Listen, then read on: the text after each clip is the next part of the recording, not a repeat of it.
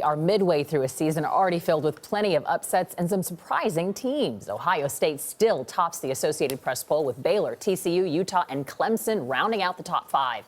And this afternoon, all eyes will be on College Station, Texas, as number 9, the undefeated Texas A&M Aggies take on number 10, the Alabama Crimson Tide. It's a game with major playoff implications, and you can see it right here on CBS. Joining us now with more on that and other big games is Brian Jones, a studio analyst for CBS Sports. Brian, good morning. This is going to be dangerous and serious.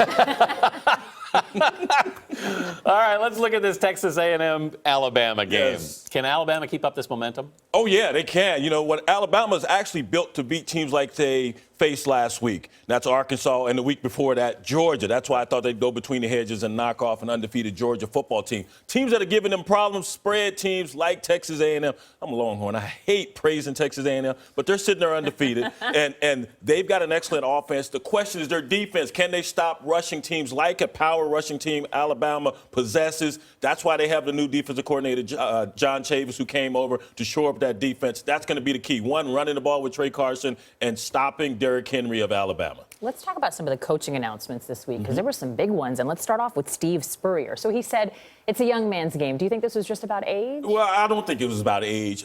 He may not be fit to carry on like he was, but you don't quit in the middle of the season. And this goes counter to everything that he embodies. He's a Heisman Trophy winner. He's been an excellent football coach, took his alma mater, Florida, to the national title, resurrected Duke's football program as he did there in South Carolina. But you teach these guys to overcome adversity. You teach them to stick it out, to keep fighting on, and he didn't do that. He could have stayed on, even though they're 0-4 in conference play. Stick it out, persevere. That's everything you're teaching those guys in that locker room. So I can understand everyone wanting to coordinate him as they have and celebrate his career, but you don't quit in the middle of the season. It's a really strange decision. Very strange. All right, let's look at the other big news that came out of USC, who dismissed their coach, Steve Sarkisian.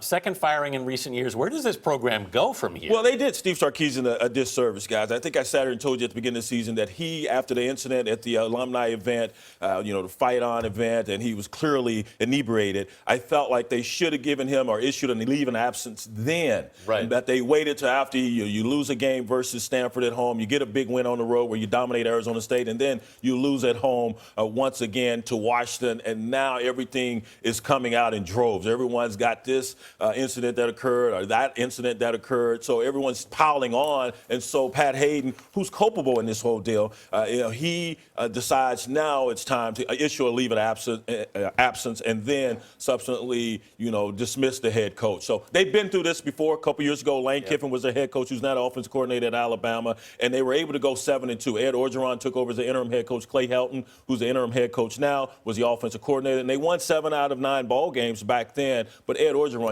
he talked like me, so he wasn't going to fit in with the USC Trojans out there. He should have been their head coach. Do you have any quick prediction for who you think will take that job? I have no idea, but if they call me, I'll listen. All right, let's talk about Jim Harbaugh, University of Michigan. I mean, this guy goes to programs and he does a great job. Can't get along with anyone except for those guys in his own locker room. He's been outstanding. Look at what he did at Stanford. I mean, they are as physical now as they were when he took over that program. San Francisco 49ers couldn't get along with the front office, but yet took them to, back-to-back NC conference championships, or at least one, and then on to the Super Bowl in which they lost to the Baltimore Ravens. And now here at Michigan, they always had a good defense, under Brady Hoke. It's been the offense that struggled. Now that offense has really been revved up. Seems like there's a different guy in that running game each week that, carries the mantle or the banner for that football team. So this is going to be interesting today. They've always been big brother, but the last 5 out of 6, little brother Michigan State has been big brother. So I think Michigan wins a close one, though, because the defense, 3 straight shutouts, unheard of. The opposing team haven't even sniffed the red zone. We're at the halfway point. Let's talk about the SEC, because you had Georgia winning in the East, yeah? Who did? I think you did. Oh, you remember that back in September? I don't recall that. Yeah, we took a look at the tape. How quickly they forget. What do you see now?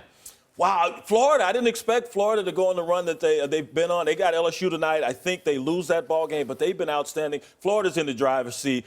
Georgia, if they'd won last week, I'd say they'd still have a chance with that remaining Florida remaining on that schedule. I think it's still wide open there. And Wild West, I believe I said on that same tape you were watching that it would be wild and you whirling. remember that part? Yeah, I remember that part. Yeah. 'Cause that one's still Well, open I'll tell for you debate. what, you know what, if USC doesn't call, you can come back here and be dangerous and promise? serious again, Cool. whenever you Hey, want.